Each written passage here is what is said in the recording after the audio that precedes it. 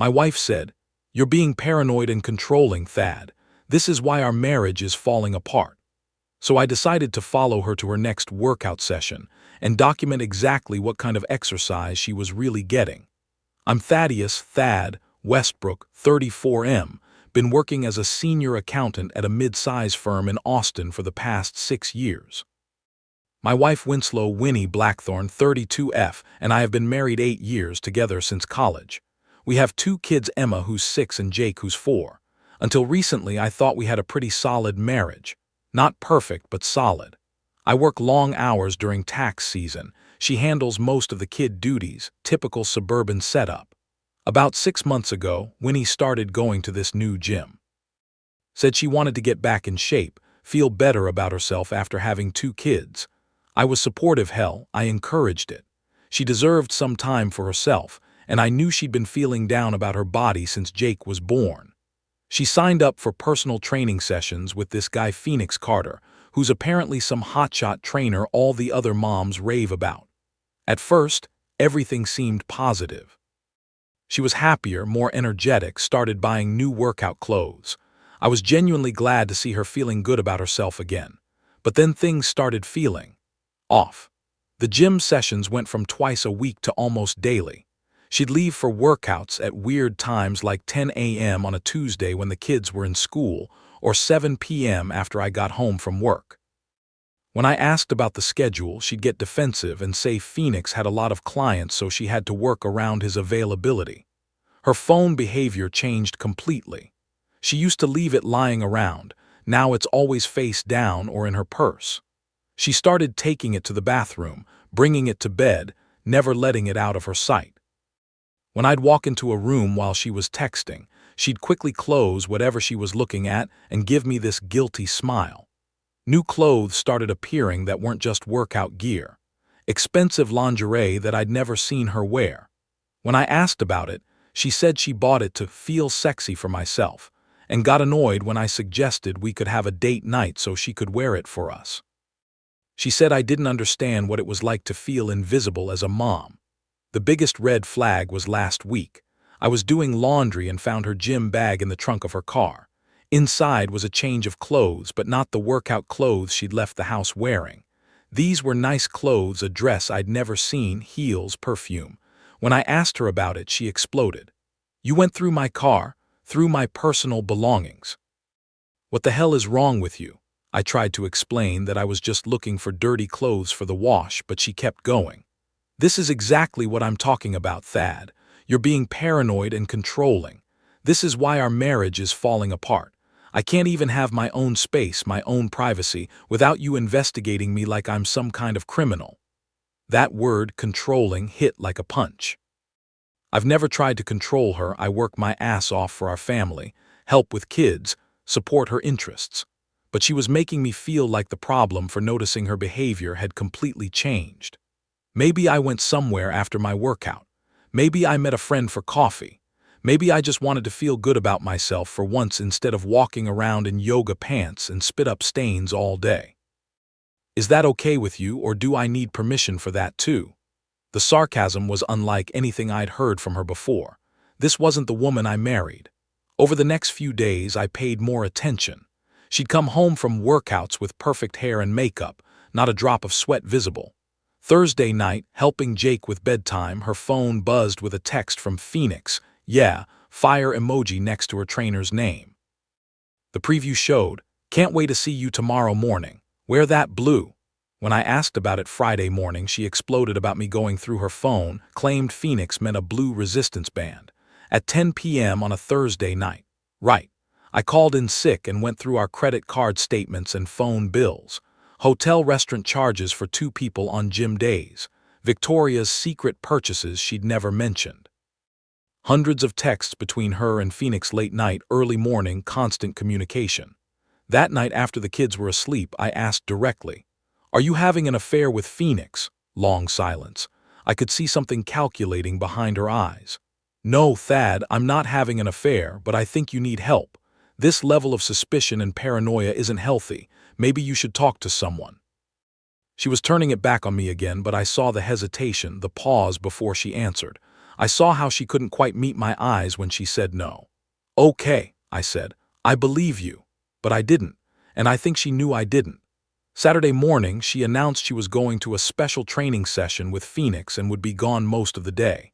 Said they were working on advanced techniques that required extra time. I made a decision that felt like crossing a line I couldn't uncross, but I had to know. I had to have concrete proof one way or the other because this limbo was killing me. Update 1. So Saturday morning came, and Winnie was getting ready for her special training session. She spent an hour in the bathroom doing her hair and makeup, which seemed like a lot of effort for sweating at the gym. She came out wearing these tight leggings and a sports bra that I'd never seen before, covered by a zip-up hoodie.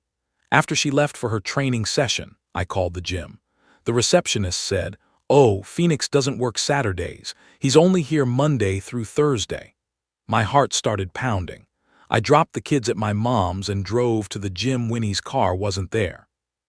When I called her around 11 a.m., she lied effortlessly about being in an intense workout. I remembered the hotel restaurant charges from our credit card. At the Marriott downtown, I parked across the street and waited, hoping I was wrong. At 12:45 p.m., I saw them.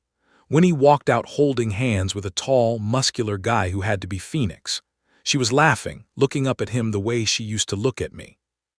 He kissed her right there on the sidewalk, and she melted into him like they'd done this 1,000 times. I sat watching my wife kiss another man and felt empty, like everything I knew about my life was based on a lie. When she came home at 3:30 p.m., flushed and happy, she continued the charade. "Exhausting workout. Phoenix really put me through my paces today." Another effortless lie. That night after the kids were asleep, I confronted her.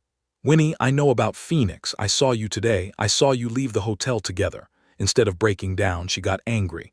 "You followed me. You actually followed me around like some kind of stalker. You're cheating on me. You're lying to me every single day. I'm trying to figure out who I am outside of being your wife and their mother. I'm trying to feel alive again instead of just existing in this suburban nightmare we've created." She wasn't denying it anymore. She was defending it. Said our marriage had been dead for years, that we were just roommates who happened to share children.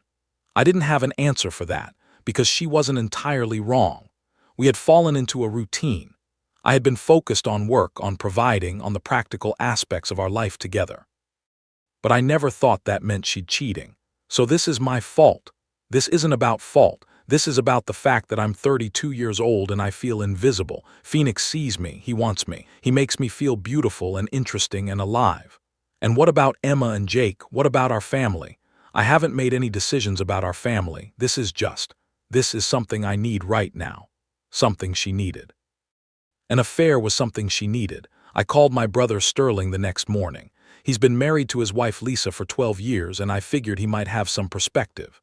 "Jesus, Thad, I'm sorry, man. What are you going to do?" "I don't know. Part of me wants to kick her out right now. Part of me thinks maybe we should try counseling." "You can't go to counseling with someone who's actively cheating. She has to end the affair first and commit to working on the marriage." Then I called my best friend Remy, who went through a messy divorce 3 years ago. "Dude, I hate to say it, but this probably isn't going to end well. When they start defending the affair instead of apologizing for it, they're already gone. You need to protect yourself financially and legally." But my coworker Journey had a different take when I confided in her Monday morning. "Maybe she's just scared and defensive. Maybe if you give her a chance to really explain what's been missing in your marriage, you can work through this. People make mistakes when they feel trapped." Even my own parents were divided when I told them. My dad said I should fight for my marriage and not give up without trying counseling. My mom said, "That girl never deserved you anyway, and Emma and Jake will be better off without seeing their parents in a broken marriage." The worst part was Winnie's sister Lennox, who apparently knew about the affair and supported it. Maybe, if you paid more attention to Winnie's needs instead of working 60-hour weeks, she wouldn't have had to find emotional connection elsewhere. Phoenix gives her something you obviously can't. I'm sitting here Tuesday night, 3 days after confirming my worst fears, and I honestly don't know what the hell I'm supposed to do. Everyone has an opinion, everyone has advice, but none of it feels right. Winnie and I have barely spoken since Saturday night. She's been staying late at work and coming home after the kids are asleep. This morning she told me she's going to stay at her sister's house for a few days to think about things. Think about what exactly? About what I want my life to look like, about whether our marriage is worth saving or if we're just holding on to something that's already over. She's thinking about whether our marriage is worth saving, while she's actively having an affair, like our 8 years together and 2 children are some kind of business decision she needs to evaluate. Update 2. Can't sleep, so figured I'd update you guys. Work has been brutal, and I've been staying late to avoid going home to an empty house. Winnie came back Friday night after staying at her sister's for 3 days. The kids were so happy to see her, jumping all over her like she'd been gone for months instead of just a few days. Watching Emma hug her mom while knowing what I knew felt like swallowing glass. After we got the kids to bed, she asked if we could talk in the living room. She had this whole speech prepared like she'd been practicing it. "Thad, I've been doing a lot of thinking about us, about our marriage, about what we both want and need. I think we need some space to figure out what our relationship is going to look like going forward." What kind of space? I want to move out for a while, not permanently, just a trial separation. Give us both time to work on ourselves and figure out if what we have is worth fighting for. I felt like I was in some alternate universe where the person who cheated gets to dictate the terms of how we handle it. You want to move out so you can keep seeing Phoenix without having to sneak around. I want to move out so we can both get some clarity about what we want. This isn't working, Thad. We're both miserable. The kids can feel the tension. Maybe some space will help us figure out if we can fix this or if we need to move toward divorce. What about Emma and Jake? We'll do shared custody during the separation. They can spend weekdays with you and weekends with me, or we can alternate weeks. We'll figure out what works best for them. The way she talked about our children like they were a scheduling problem made me realize how far gone she really was. And what about Phoenix during this trial separation? She was quiet for a long time. I'm not going to lie to you anymore, Thad. Yes, I'll probably continue seeing him. But this separation isn't about Phoenix. It's about us figuring out who we are individually before we can decide if we work together. So you want me to pay for an apartment where you can have an affair with your trainer while our kids wonder why mommy doesn't live at home anymore? I want us to be honest about the fact that our marriage has been broken for a long time, and maybe some space will help us fix it, or help us end it in a way that's best for everyone. I called Sterling after she went to bed, and he was furious. She's manipulating you, Thad. She's trying to have her cake and eat it too. She wants the security of being married with the freedom to screw around with this guy. Don't let her frame this like it's some mutual decision for the good of the family.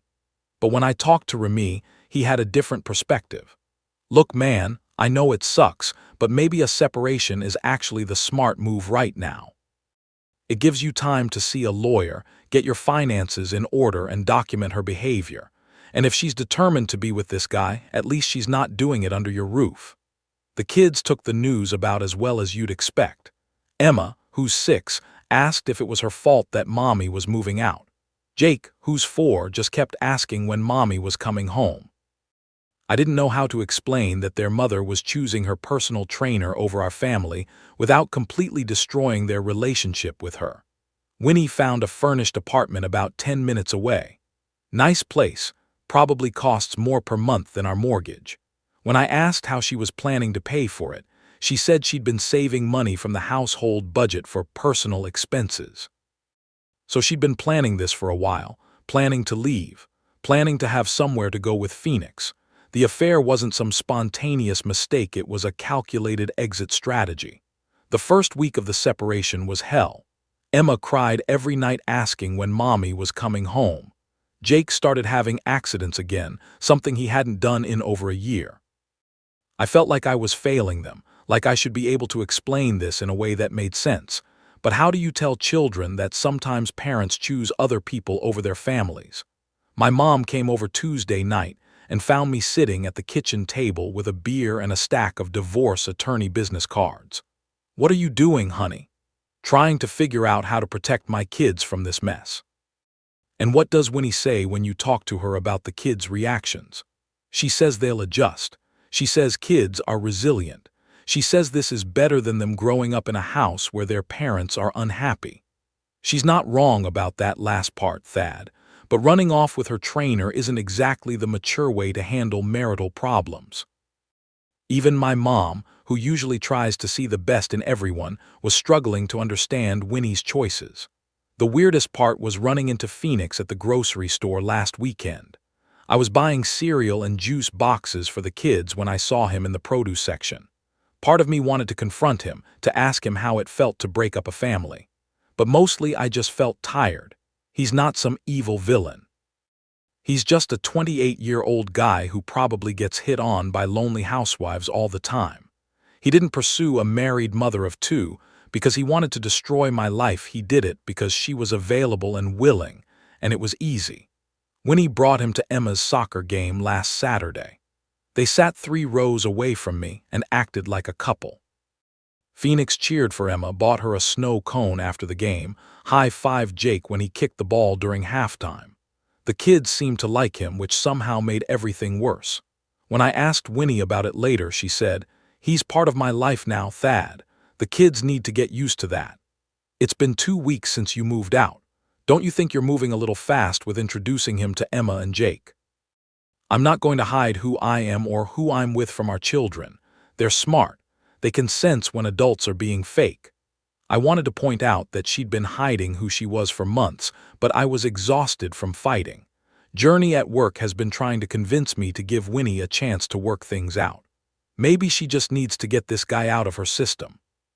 Maybe once the novelty wears off, she'll realize what she's throwing away. But Remy thinks I'm being an idiot. Dude, she's already moved in with this guy basically. She's bringing him around your kids. She's not coming back. You need to accept that and start planning for your new reality. Sterling is somewhere in the middle. Give it a few more weeks. Let her see what life with a 28-year-old trainer is really like when the fantasy meets reality. But start protecting yourself legally just in case. 3 weeks into this trial separation, I'm starting to realize that everyone's advice is probably right and wrong at the same time. Maybe she will get tired of Phoenix and want to work on our marriage.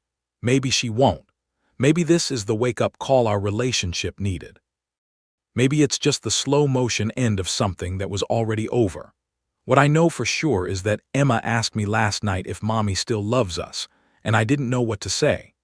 How do you tell your 6-year-old that love is complicated, that sometimes people fall out of love with their families, that sometimes adults make choices that hurt the people they're supposed to protect? I told her that Mommy loves her and Jake very much, and that both of us will always be her parents no matter what. But I don't know if that's true anymore. I don't know what Winnie loves or wants or plans to do. Final update. So the trial separation lasted about 4 months total. During that time, Winnie continued seeing Phoenix. The kids spent alternating weeks between our houses, and I went to therapy to try to figure out how I'd ended up in this situation. The therapist helped me understand that our marriage problems were real, even if Winnie's solution was wrong. I had become distant and focused entirely on work. She had felt invisible and taken for granted.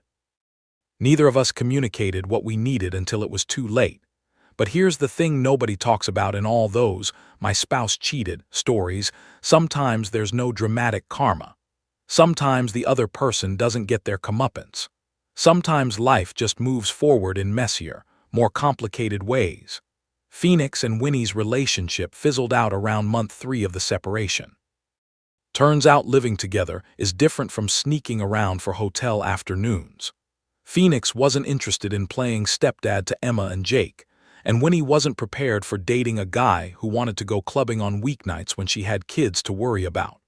When their relationship ended, Winnie called me crying and asked if we could try to work things out. She said she'd made a terrible mistake, that she'd realized what she'd thrown away, that she wanted to fight for our family. 6 months ago, I would have said yes immediately. I would have been grateful just to have her want to come home. But 4 months of therapy and single parenting had given me clarity I didn't expect. I realized I didn't want her back. Not because I hadn't forgiven her for the affair, but because I discovered I was happier without her. The kids and I had developed our own routines, our own inside jokes, our own way of being a family. I'd remembered what it felt like to not walk on eggshells, to not constantly worry about someone else's mood, to not feel like I was failing at being a husband. When I told her I wanted to proceed with divorce, she was shocked. But I'm ready to work on us now. I'm ready to go to counseling to rebuild what we had. What we had was broken long before Phoenix came along, Winnie. We both know that. The divorce process has been surprisingly amicable. We're doing joint custody. The kids spend Monday through Wednesday with me, Thursday through Sunday with her, alternating major holidays. We split the house sale proceeds 50-50, divided up the retirement accounts, worked out child support without lawyers getting nasty. Emma and Jake have adjusted better than I expected. They like having 2 homes, 2 sets of toys, 2 different bedtime routines. They don't ask when mommy and daddy are getting back together anymore. They've accepted that this is their normal now. Winnie is dating someone new, a divorced dad she met through Jake's preschool. He seems like a decent guy, much more appropriate than Phoenix. The kids like him. I'm genuinely happy that she's found someone who fits her life better. As for me, I'm not dating anyone yet. I'm focused on being the best dad I can be and figuring out what I want my life to look like. Maybe someday I'll meet someone who wants to build something real with me. Maybe not. Either way, I'm okay. The weird thing is that Winnie and I are better co-parents now than we were spouses. We communicate clearly about the kids, support each other's parenting decisions, and show up together for school events without drama. It's like we needed to stop trying to be married to remember how to be partners in raising Emma and Jake. I'm not going to pretend this has been easy. There were nights I cried into my pillow, mornings I didn't want to get out of bed, moments I questioned every decision I'd made. Divorce sucks, even when it's the right choice. Single parenting is exhausting. Starting over at 34 feels daunting. But I'm also not going to pretend I'm not relieved. I don't miss the tension, the feeling like I was always disappointing someone, the walking on eggshells. I don't miss being married to someone who saw me as the problem rather than as a partner. My therapist says that sometimes marriages end not because someone is evil or wrong, but because 2 people just grow into incompatible versions of themselves. That doesn't make the betrayal okay, but it helps explain how we got here. The kids are doing well. Emma made the honor roll last semester and is playing travel soccer. Jake is thriving in kindergarten and loves that he gets to tell everyone about his 2 houses. They're resilient in ways that constantly amaze me. Last week, Emma asked me if I was sad that I don't live with mommy anymore. Sometimes, I told her, but I'm happy that we're all healthier and safer now. Are you happy, Daddy? And I realized that yes, I am happy. Not the way I thought I'd be happy at 34, not the way I planned when I said, I do, 8 years ago, but happy in a real, sustainable way that I wasn't before. I wanted her to suffer consequences for breaking up our family. Instead, I learned that my consequence was choosing what kind of man I wanted to be going forward. I chose to be someone who puts my kids first, who doesn't waste energy on bitterness, who believes that people can make mistakes without being irredeemable. It's been 6 months since I discovered the affair, and my life looks nothing like what I expected. But for the first time in years, I'm looking forward to tomorrow instead of just surviving today. Sometimes the best revenge is just living well.